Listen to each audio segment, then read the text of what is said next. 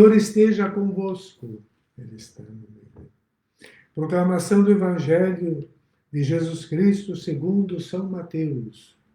Glória a vós, Senhor.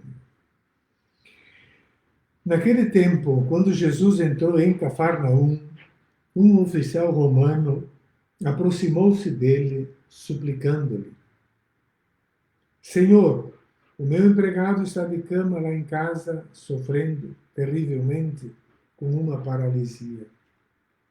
Jesus respondeu: Vou curá-lo. O oficial disse: Senhor, eu não sou digno de que entres em minha casa. Dize uma só palavra e o meu empregado ficará curado. Pois eu também sou subordinado e tenho soldados debaixo de minhas ordens.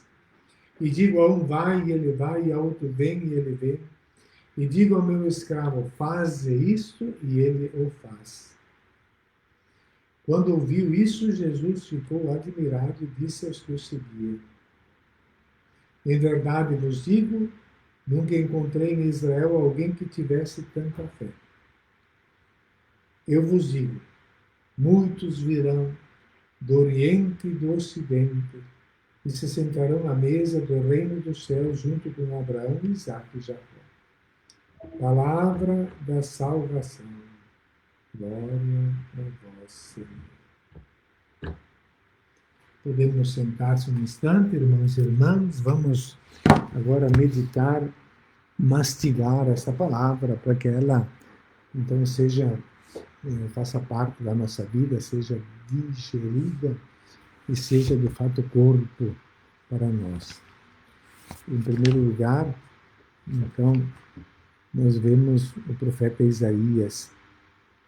Esse texto é belíssimo, embora ele esteja no 4º capítulo do profeta, e não lá depois do capítulo 40, ou depois do 56, que seria o terceiro Isaías, e pós-exílico. Esse texto está aqui no começo, mas é um texto também pós-exílico, foi escrito depois de terem passado já pela experiência de perderem tudo, serem escravos, né? Os poderosos sempre estão em prontidão para saquear, para roubar, para tirar direitos dos trabalhadores, dos pobres, para deixá-los morrendo de fome. Embora é importante que eles ganham, se apropriem de tudo que é do Estado de maneira ilícita e deixem os pobres morrendo de fome. Eles perderam tudo. Eles foram escravos no passado no Egito e agora eles foram escravos na Babilônia, aquele grande império. E aqui então o profeta, que é uma voz que nasce no meio do povo, tem também uma entidade coletiva atrás desse profeta, ele fala da salvação de um resto. E então, embora tenha havido muito pecado no meio do povo, mas tem um resto, assim como o povo, a gente fala do povo, o povo não é tudo mal, não é tudo bom, está tudo misturado, né? Mas existe um resto que é fiel, um resto. Dentro da igreja também, podemos ser multidões, milhões, talvez 1 bilhão de cristãos no mundo, mas que estamos ali por algum interesse, por alguma razão, para ganhar um prêmio, alguma coisa. Mas há um resto que é fiel a Deus, à verdade. Então esse texto pós-exílico retrata que depois de um passado sombrio em que eles romperam com a aliança, não cuidaram dos pobres, exploraram, fizeram guerras, mataram, massacraram também eles, esse pequeno povo, né? Não obstante o passado sombrio, eles entreveem uma saída, uma esperança. Por isso nós também, hoje em dia, não obstante o nosso passado, a nossa história, as nossas fragilidades, há uma saída. Porque ali o profeta fala que haverá um resto, alguém escolhido por Deus, um resto escolhido por Deus, ele fala claramente nesse segundo Isaías, né? E eis o povo do Senhor terá esplendor e glória. Então, os que forem deixados em Sião, os sobreviventes, e esses, né? Quando o Senhor tiver lavado as imundícies daquele povo, as imundícies de Jerusalém, que possui o templo, que ali oferecem os sacrifícios a Javé para serem fiéis às leis de Deus. Né?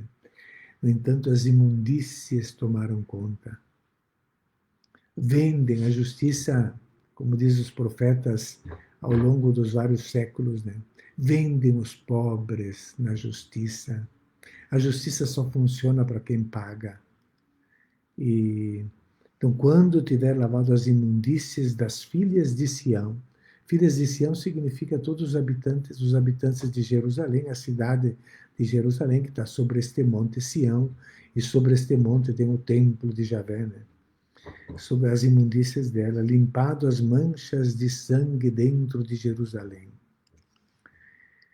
com espírito de justiça e de purificação. O tempo do Advento é um tempo para purificarmos o nosso coração, nossos desejos, a nossa alma. Ele criará, então, em todo o Monte Santo, em todo lugar, em todo o Monte Sião, nas assembleias, uma nuvem. Então vem a proteção de Deus, essa nuvem.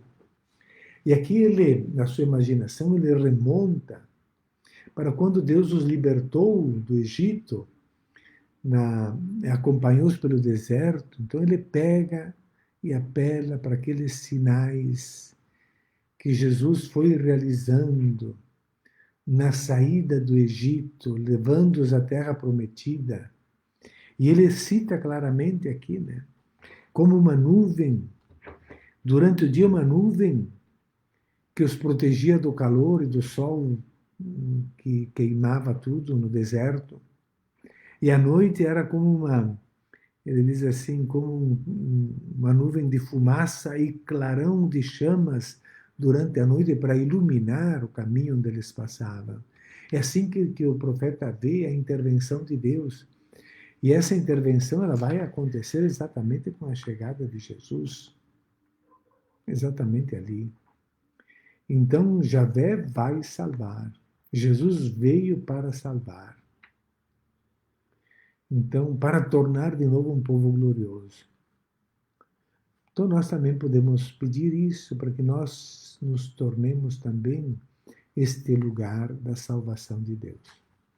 E esse salmo tão lindo que nós repetimos no refrão, que alegria quando me disseram vamos à casa do Senhor.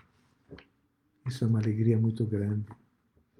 Então, por isso, o cultivo da fé verdadeira, não uma participação com interesse, como eu falava ontem na homilia, daquela caritéia citada pelo Jean Janville, aquele historiador de São Luís IX, né, naquele diálogo encontra aquele monge, aquele frade dominicano encontra aquela caritéia, caridade, caritas, com 2 vasilhames, um com água gelada, um com fogo, né?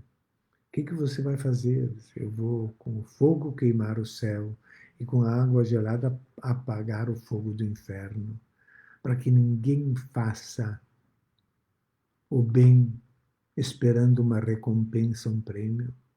E ninguém deixe de fazer o mal com medo, por medo do castigo, mas faça tudo por amor. Então que nós possamos, então, também viver esse amor de Deus, encontro, a oração, o grupo de família, uma pequena oração em casa. E eu fico, né, aqui fala, vamos à casa do Senhor, se referindo ao templo, né, como deve ser bonito para uma criança que fez a primeira comunhão e depois os pais, olha, vamos para a missa hoje. E lá se levantam, se arrumam e vão para a missa. Que alegria!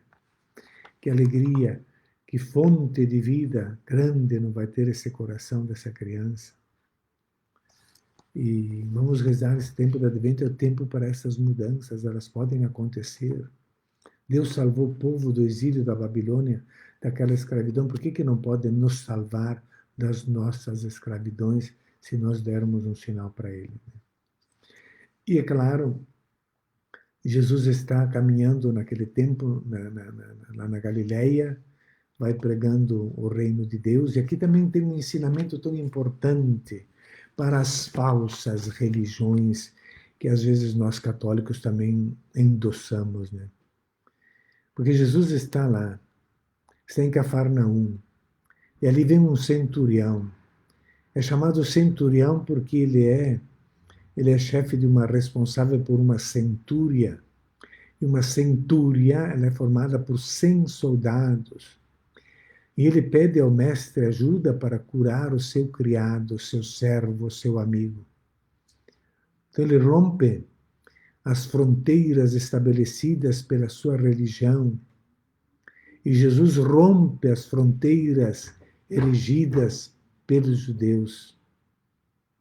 Porque aquele pagão, o centurião romano, que tem a sua religião, que é a religião do Império Romano, que endeusa o César, né?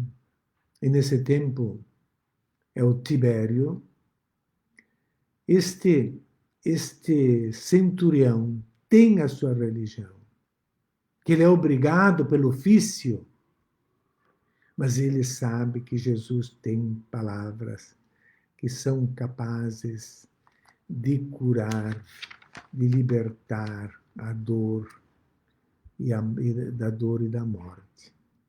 E ele vai falar com Jesus. Por isso, ele faz um pedido, e quando Jesus, sim, vou lá para curá-lo, né? Diz claramente, né? E vou curá-lo. E o oficial disse, Senhor, eu não sou digno, porque ele sabe que para a religião dos judeus, entrar em contato com um pagão significa adquirir uma impureza ritual. Eu não sou digno. Ou talvez pela fama, ou talvez pela sua relação com os soldados e com esse empregado. Eu não sou digno de que entres em minha casa. Uma palavra tão forte, tão grande, que nós a repetimos todos os dias na missa, em todas as missas. Senhor, eu não sou digno que entreis em minha morada, mas dizei uma palavra e serei salvo. Eu não sou digno que entres em minha casa. Dize uma só palavra e meu empregado ficará curado. Vejam a fé desse homem. Então ele acreditou, porque ele acredita na palavra, que é o que nós temos que fazer hoje, é a fé na palavra de Jesus. Acreditar na palavra, a palavra do Evangelho, e não acreditar em sinais, em milagres, em falsas notícias, em fanfaronadas que alguns fazem atribuindo a Deus, a êxtases psicológicos atribuindo a ação de Deus. Não essas brincadeiras, é crer na palavra de Jesus do Evangelho que nos remete à caridade. É isso que ele faz. Ele acredita na palavra. Então ele tem consciência, esse centurião, que mesmo que ele tenha autoridade, tenha poder, e manda um fazer uma coisa, ele faz, e manda um soldado ir para cá, ele vem, e manda outro ir para lá, ele vai. Mesmo, mas ele sabe que ele não pode tudo, que ele não pode curar o servo. E nós também não podemos curar as pessoas e nem a nós mesmos, mas podemos confiar na palavra. Então, apesar de todo o seu poder, ele necessita da palavra de um outro, da palavra de Jesus, ele precisa da palavra do Evangelho. É isso que nós precisamos. Então, claro, Jesus ele dá um elogio nunca visto ali naquele tempo, né? E diz, não encontrei, em todo Israel, não encontrei tamanha fé. E diz mais, verão do Oriente e do Ocidente. Então, rompendo essas fronteiras estreitas de mentalidades lucrativas das religiões e das seitas, virão do Oriente e do Ocidente, e se sentarão à mesa do reino do céu junto com Abraão, Isaque e Jacó, junto com o Deus de Israel. Belíssimo. Universalidade, o amor. Nos preparemos para receber esse amor na nossa vida. Vamos fazer, então, esse tempo do advento o melhor das nossas vidas. E vamos fazer agora o nosso ofertório com o nosso propósito para esse tempo de advento.